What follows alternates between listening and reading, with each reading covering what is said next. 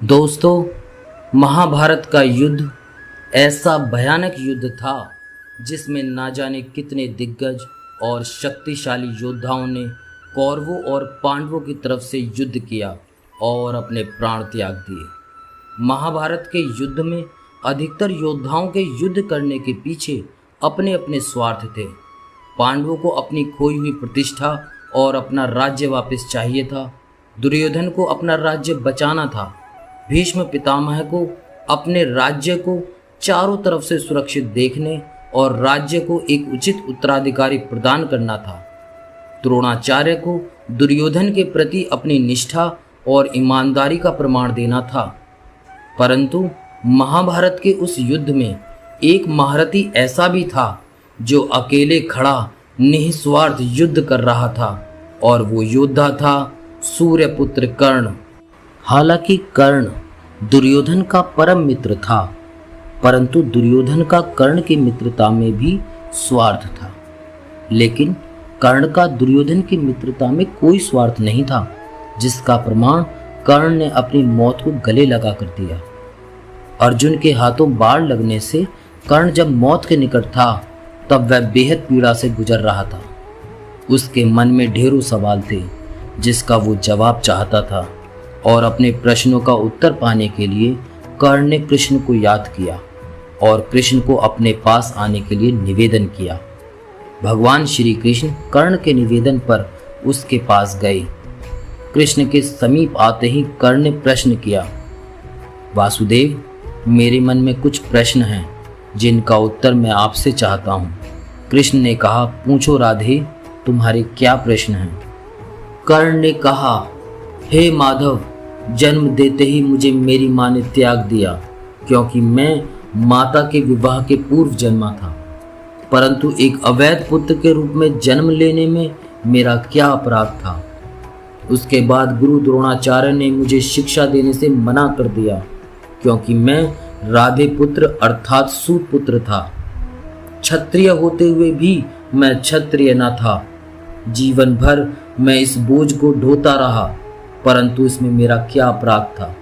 भगवान परशुराम ने मुझे उपहार स्वरूप शिक्षा तो दी, परंतु अभिशाप स्वरूप श्राप भी दिया कि जिस वक्त मुझे इस विद्या की सबसे अधिक आवश्यकता होगी, उस वक्त मैं वो विद्या भूल जाऊंगा, क्योंकि उनके अनुसार मैं क्षत्रिय था, जबकि मैंने परशुराम की नींद खराब ना हो उसके लिए मैंने एक असहनीय घाव की पीड़ा को सहा था, जिसके उपहार स्वरूप में उन्होंने मुझे श्राप दे दिया। क्या असहनीय पीड़ा को सहन करना मेरा अपराध था? एक बार जब मैं अपनी शब्द भेदी बाण की विद्या का अभ्यास कर रहा था, तब मेरा एक तीर गलती से एक बछड़े को लग गया और बछड़े की मृत्यु हो गई, जो बस एक दुर्घटना मात्र थी। मेरे बार बार माफी मांगने के बावजूद बछड़े के स्वामी ने मुझे श्राप दे दिया कि असहाय अवस्था में मेरी भी मृत्यु होगी, जबकि उस दुर्घटना में भी मेरा कोई दोष नहीं था, परंतु फिर भी मुझे उसके श्राप का कष्ट भोगना पड़ा। दुर्घटना किसी से भी हो सकती है कृष्ण, इसमें मेरा क्या अपराध था? इतना ही नहीं, द्रौपदी के स्वयंवर में भी मेरा अपमान किया गया, क्योंकि मैं एक सूत पुत्र था, क्षत्रिय नहीं। क्या सूत पुत्र होना मेरा स्वयं का चुनाव था? परिस्थिति ने मुझे सूत पुत्र बनाया था, इसमें मेरा क्या अपराध था? माता कुंती ने मुझे आखिर में मेरा जन्म रहस्य बताया, किंतु अपने अन्य बेटों को बचाने के लिए। हे माधव, मुझे जो भी प्राप्त हुआ है दुर्योधन से ही प्राप्त हुआ है, तो अगर मैं उसकी तरफ से लड़ा तो मैं गलत कैसे हुआ? कर्ण के प्रश्नों को सुनने के बाद भगवान श्री कृष्ण ने मुस्कुराते हुए उत्तर दिया और कहा, कर्ण, मेरा जन्म कारागार में हुआ। जन्म से पहले ही कंस के रूप में मृत्यु मेरी प्रतीक्षा में घात लगाए थी। जिस रात मेरा जन्म हुआ, उसी रात मुझे मेरे माता पिता से अलग कर दिया गया। कर्ण, तुम्हारा बचपन खड्ग, रथ, घोड़े, धनुष और बाणों के बीच उनकी ध्वनि सुनते हुए बीता, परंतु मुझे ग्वालों की गौशाला मिली, गोबर मिला और खड़ा होकर चल भी नहीं पाया उसके पहले ही प्राण घातक हमले झेलने पड़े। कोई सेना नहीं, कोई शिक्षा नहीं, कोई गुरु नहीं, लोगों से सिर्फ ताने ही मिले कि मथुरा में प्राण घातक हमलों का मूल कारण मैं हूं। तुम्हारे गुरु परशुराम जब तुम्हारे शौर्य की तारीफ करते हुए कह रहे थे कि भगवान शंकर को छोड़कर तुम्हें कोई और पराजित नहीं कर सकता, मुझे उस उम्र तक कोई शिक्षा भी नहीं मिली थी। तुमने अपनी पसंद की कन्या से विवाह किया, परंतु मैंने जिस कन्या से प्रेम किया वह मुझे नहीं मिली, बल्कि मुझे उस कन्या से विवाह करना पड़ा जो मुझसे प्रेम करती थी, जो मुझे चाहती थी।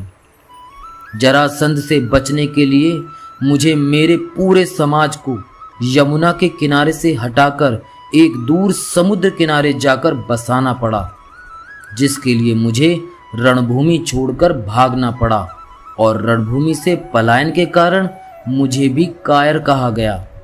जरा विचार करो कर्ण, अगर दुर्योधन युद्ध जीतता है तो तुम्हें बहुत श्रेय मिलेगा। धर्मराज युधिष्ठिर अगर जीतते हैं तो मुझे क्या मिलेगा? मुझे केवल युद्ध और युद्ध से निर्माण हुई समस्याओं के लिए दोष दिया जाएगा। कर्ण, जीवन हर किसी को चुनौतियां देता है, जिंदगी किसी के साथ न्याय नहीं करती।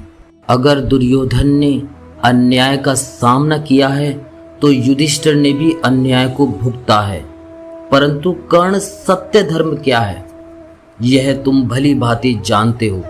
कोई बात नहीं, अगर हमारे साथ कितना भी हमारा अपमान हुआ हो और जो हमारा अधिकार है वो हमें ना मिल पाया हो, तो महत्व इस बात का है कि तुम उस संकट की घड़ी में उस संकट का सामना कैसे करते हो। कर्ण, इस पूरी पृथ्वी पर कोई ऐसा व्यक्ति नहीं है जिसे ऐसा ना लगता हो कि उसकी समस्या सामने वाले से बड़ी नहीं है। हर किसी को ऐसा ही लगता है कि उसकी समस्या की पोटली सामने वाले की पोटली से बड़ी ही है, परंतु यह सत्य नहीं होता है कर्ण, क्योंकि हर किसी की समस्या अपने अपने स्थान पर बड़ी ही होती है। लेकिन इसका मतलब यह नहीं कि तुम गलत मार्ग चलकर अपनी समस्याओं का समाधान ढूंढने लगो, क्योंकि हमारी प्रकृति किसी को भी अधर्म के मार्ग पर चलने की अनुमति नहीं देती, और अगर कोई अपनी समस्याओं का समाधान पाने के लिए अधर्म के मार्ग पर चलेगा तो उसका हश्र तुम्हारे जैसा ही होगा। कर्ण अपने जीवन में बहुत दुखी था। उसे लगता था कि उसका जीवन बेहद अधिक कष्टों में बीता, परंतु जब भगवान श्री कृष्ण ने अपने जीवन की तुलना कर्ण के जीवन से की तो कर्ण समझ गया कि कृष्ण के जीवन के सामने तो मेरी समस्याएं कुछ भी नहीं हैं। अंत समय में कर्ण कृष्ण का यह ज्ञान सुनकर बेहद तृप्त महसूस कर रहा था और बेहद शांत मन से कर्ण ने अपने शरीर का त्याग किया। कर्ण और भगवान श्री कृष्ण के इस अंतिम संवाद से मैंने जो सीखा है वह यह है कि हर इंसान यही सोचता है कि उसकी परेशानी सबसे बड़ी है। वह बहुत सी परेशानियों से जूझ रहा है, उसकी ही किस्मत खराब है। लेकिन अगर हम दूसरों की समस्याओं को देखें, उन्हें ध्यान से सुनें, तो हमें हमारी समस्या बहुत छोटी लगने लगेगी। हम खुद को भाग्यशाली समझने लगेंगे। हम अक्सर छोटी छोटी समस्याओं को लेकर अपने जीवन और अपनी किस्मत को कोसते रहते हैं, जिनमें से ज्यादातर समस्याएं तो ऐसी होती हैं जिन्हें हम थोड़ी सी मेहनत और दिमाग लगाकर समाप्त कर सकते हैं, लेकिन हम उनके लिए भी हमेशा शिकायत करते रहते हैं। अगर किसी इंसान का वजन ज्यादा है तो यह उसके लिए एक समस्या है। अगर किसी का वजन कम है तो यह भी उसके लिए एक समस्या है। अगर कोई बेरोजगार है तो दुखी है। अगर किसी के पास नौकरी है तो वह अपनी नौकरी पर मिलने वाले काम से दुखी है। और ऐसा सिर्फ इसलिए है क्योंकि जो हमारे पास है हम उसे स्वीकारते नहीं हैं।